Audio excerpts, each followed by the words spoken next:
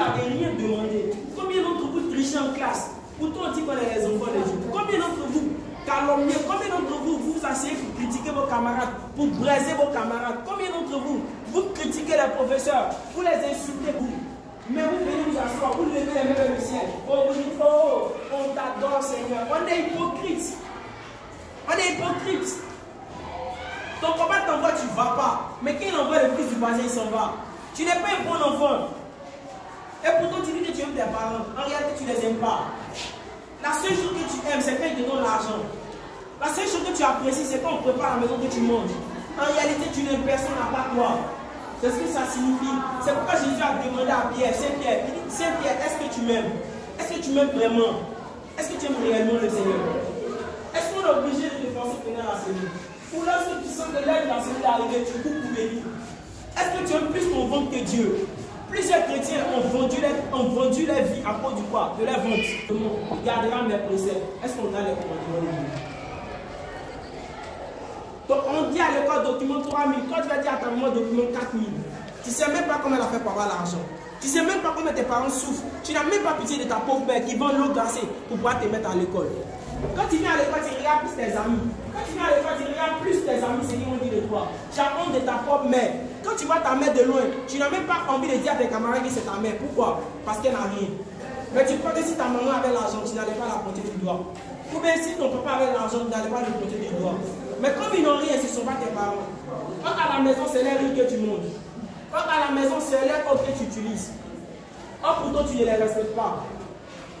Tu pourrais plus aller jouer aux jeux vidéo que être à la maison, tes parents vont t'envoyer. Pourquoi? Parce que tu aimes plus tes amis que tes parents. Ça me fait mal.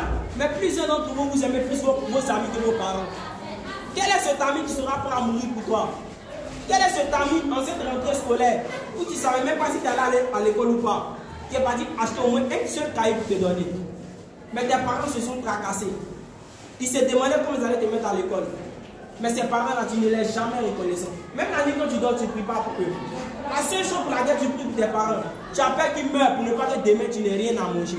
Pourquoi? Parce que la seule chose qui te fait vivre, c'est ton ventre. C'est ton ventre. Tu as honte d'indiquer chez toi à la maison. Pourquoi? Parce que chez toi, ça ne te plaît pas. Frère, on commence tous quelque part. Même si aujourd'hui tes parents n'ont rien, ils sont tes parents. Même s'ils ressemblent à rien, ils sont tes parents. Si tes amis veulent, pourquoi ils vont les apprécier? Mais toi, ce sont tes parents. Et si tu ne permets pas aux autres de respecter tes parents, c'est que toi-même là, tu es maudit. C'est ce que la Bible dit. Si tu ne respectes pas tes parents, tu es quoi? Tu es maudit. C'est ce que la Bible dit. Éphésiens chapitre 6, le verset 1 déclare quoi? Enfin, obéissez à vos parents selon quoi? Selon le Seigneur. Recommandation avec promesse. Est-ce que réellement tu honores tes parents?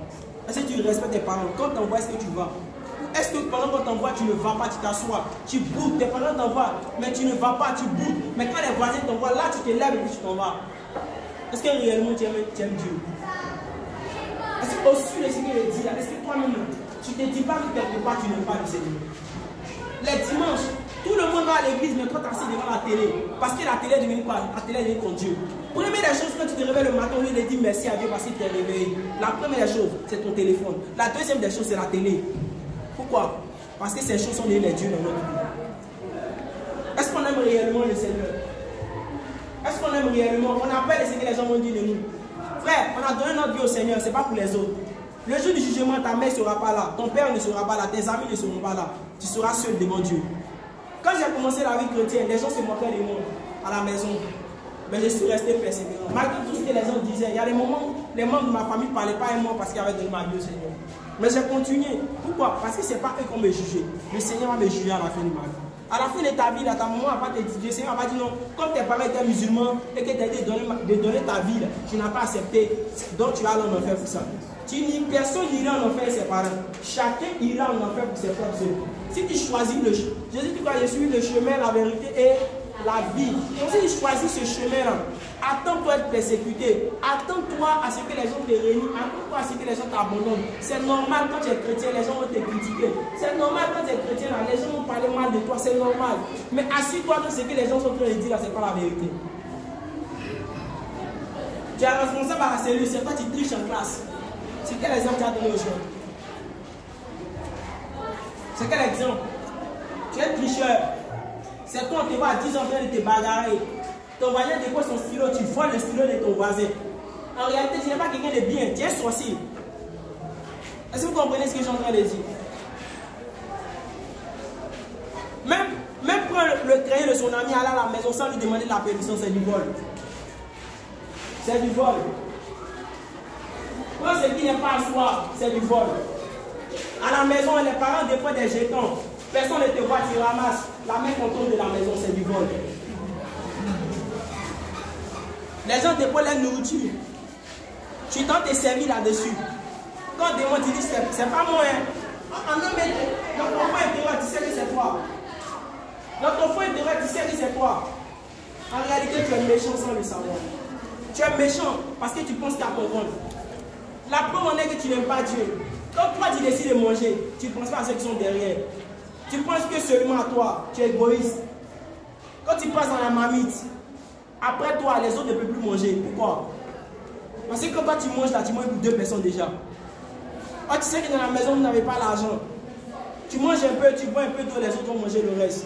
Mais quand toi, tu t'as fait servir en premier, si le riz c'est 1 kilo, tu vides la moitié de la marmite. Quand tu te demandes, tu dis quand tu viens prendre le riz, c'est un petit. Pourquoi? Parce qu'en réalité, tu es égoïste. Les gens qui sont égoïstes là, ils pensent qu'à eux. Ils ne pensent pas aux autres. Ils ne pensent pas aux autres. Et tant que tu ne vas pas mettre les autres en premier, ça veut dire que tu n'aimes pas le Seigneur. Tant que tu vas refuser de partager l'évangile avec ton voisin, tu es méchant. Je vais terminer par ce témoignage. Il y avait un homme dans la Bible. Il avait beaucoup d'argent. Et pendant les jours de sa vie, il a refusé de donner sa vie au Seigneur. Et il y avait un pauvre, on l'appelait le pauvre Lazare. Il avait des ulcères de brûlure sur son corps. Et la Bible déclare que ce jour-là, cet homme-là, il y a quelque chose qui s'est passé. C'est qu'il est mort et il allait au ciel. Et pendant qu'il allait au ciel, l'autre qui refusait de donner sa vie à Dieu, il est mort, il est parti en enfer. Et pendant qu'il était là-bas, il s'est souvenu de ses frères, de ses soeurs qui sont sur la terre. Et il a dit à Père Abraham, Père Abraham, pardon, donne-moi 1 minute, tu vas aller dire à mes frères, n'ont qu'à donner leur vie au Seigneur. Père Abraham dit quoi? Pendant les jours de ta vie, tu as eu tout le temps de faire tout ce que tu voulais. Frère, si tu ne donnes pas ta vie au Seigneur maintenant, que tu meurs, il n'y a plus de rédemption possible. Il n'y a plus de salut après la mort. Il n'y a plus, on va faire des srakas pour toi. Il n'y a plus, on va demander messe pour toi. Tu es mort, tu es mort. La Bible déclare que notre Dieu n'est pas le Dieu des morts. C'est pourquoi, frères et sœurs, qu'est-ce qui passe avant Dieu? Vous avez vu les responsables, ils auraient pu aller manger. Mais ils sont restés là pourquoi? C'est des sacrifiés les journées pour vous. Tant que tu vas à l'église, tant que tu viens à la cellule et que tu ne mets pas Dieu en priorité dans ta vie, tu n'es pas assez Dieu. Beaucoup de personnes préfèrent rester à la maison. Pourquoi? Parce qu'en réalité, Dieu n'est pas la priorité. Quand ils demandent aux gens de venir les samedis à la prière, ils préfèrent rester à la maison. Pourquoi? Parce qu'ils ont passé les temps à rien l'obélasse. Pourquoi? On aime plus le diable qu'on aime Dieu. Quand on est chrétien, on vient en classe, on triche, on est content, on nous donne les feuilles, on est content, on dit à nos parents qu'on travaille. Mais en réalité, on sait comment on a fait pour avoir ces notes-là. On sait comment on a fait pour avoir ces notes-là. Tu rentres ton téléphone en classe, pendant que le professeur est en train d'enseigner, toi tu es en train de jouer sur ton téléphone. Pourquoi? Tu penses que tu fais du mal au professeur, mais en réalité, c'est à toi-même que tu fais du mal. Ça va te rattraper demain. Tu vois tes parents. Tu es chez tuteur, mais tu ne travailles pas, tu ne fais rien dans la maison. Un des trois, tu appelles tes parents pour dire qu'on te maltraite. Mais en réalité, c'est toi qui maltraite les tuteurs. En réalité, tu es un mauvais enfant. Tu es comme le premier enfant qu'on a vu. Son père l'a envoyé ce qu'il est parti. Il n'est pas parti, mais après il a fait quoi? Il s'est repenti. Il a dit quoi? J'ai parti. Et le deuxième, il a dit quoi? J'ai parti. Qu'est-ce qu'il a fait? Est-ce qu'il est parti? Il y a plusieurs enfants parmi vous. Il y a plusieurs enfants parmi vous qui sont pareils. Pareils pourquoi? Regardez, on les envoie à la maison. Et pendant qu'on les envoie à la maison, qu'est-ce qu'ils font? Ils disent quoi? J'ai parti, n'est-ce pas? Ils disent quoi? J'ai parti. Mais est-ce qu'ils partent? Est-ce que quand on vous envoie là, vous partez? Est-ce que quand on vous envoie à la maison, vous murmurez? Beaucoup d'enfants parmi vous, quand on vous envoie à la maison, vous murmurez. Vous ne partez pas. Pourquoi? Ah, ce sont vos propres parents qui vous envoient. Ta maman t'envoie, il faut écrire ton nom 5 fois. Oh, tu entends, tu n'es pas sourd. Mais tu fais comme si tu n'entends pas. Quand on dit ton nom, tu entends. Tu réponds en bas dans ton cœur. Mais tu ne réponds pas à voix haute. Pourquoi? Parce que tu n'as pas envie de partir. Mais si on t'avait dit de venir soulever la nourriture, alors tes gaillards auraient André en tête, tu allais entendre. Et tes pieds, tes petits pieds de moustique, tu allais prendre pour aller chercher la nourriture. Pourquoi? Parce que tu aimes la nourriture plus que Dieu. Il y a des gens, si tu les vois dans le mariage, s'ils n'ont pas mangé, ils vont gâter le mariage des gens. Pourquoi? Parce qu'en réalité, les ventes est plus important. Quand vous allez dans une cérémonie, que les autres n'ont pas encore mangé, ne vous servez pas deux fois. Mais il y a des gens, les autres n'ont pas encore mangé, il faut emporter. En début d'un mariage des gens, tu dois inviter ta camarade, qui t'a donné l'autorisation. C'est un péché. Ça vous fait rire. Ça vous fait rire, mais c'est la vérité. Combien les chrétiens sont sincères quand ils vont à l'église? Combien les chrétiens n'ont pas honte de partir avec les Bibles à l'école? Regardez nos frères les musulmans. 3 musulmans sur 4 ont les Bibles même à l'école. Mais et les chrétiens, ils préfèrent avoir les Bibles dans les smartphones. Pourquoi? Parce qu'ils ont honte qu'on voit les Bibles dans les mains. Les dimanches, on a honte de partir nos Bibles à l'église. Pourquoi? Parce qu'on a peur du regard des autres. On a peur qu'ils voient les pasteurs. Frère, Jésus n'a pas dit qu'il veut être église évangélique, catholique, méthodiste. Il s'en fout de ça. Dans Matthieu 28, verset 19, il dit quoi? Allez faire de toutes les nations des disciples. Au ciel, il n'y aura pas de catholiques, il n'y aura pas de méthodistes, il n'y aura pas d'évangéliques. C'est ceux qui auront accepté le Seigneur qui seront jugés. C'est ceux qui auront accepté le Seigneur qui vont peupler le ciel. Quand tu es chrétien, il faut prier. Quand tu es chrétien, il faut jeûner. Quand tu es chrétien, il faut t'accrocher au Seigneur. Même si les gens te disent non, alors moi j'ai dit mon pote, c'est l'heure de la prière. Mon Dieu passe avant mon ventre. Dis à ton voisin, mon Dieu passe avant mon ventre. Mais Dieu dans tout ce que tu fais. Il y a des gens, c'est les gars qui passent avant Dieu. Il y a des gens, c'est les gars. Ils ne respectent même pas les parents, mais ils respectent les gars plus que Dieu. Si son gars dit ne fais pas ça, il ne fait pas. Mais si Dieu lui dit ne fais pas, lui il fait. Il fait pourquoi? Parce que tu considères ton gars plus que Dieu. Sans le savoir, ton gars a pris la place de Dieu dans ton cœur. Il y a des gens, Dieu les révèle la nuit pour prier. Eux-mêmes là, ils disent oh Dieu, il faut laisser dormir un peu encore. Pourquoi? Parce qu'ils aiment le sommeil plus que la prière. Les soirs, est-ce que vous vous retirez pour prier? Est-ce que vous priez? Ou bien votre prière, c'est Seigneur, protège-moi. Il ne faut pas que les sorciers vont me manger. Amen.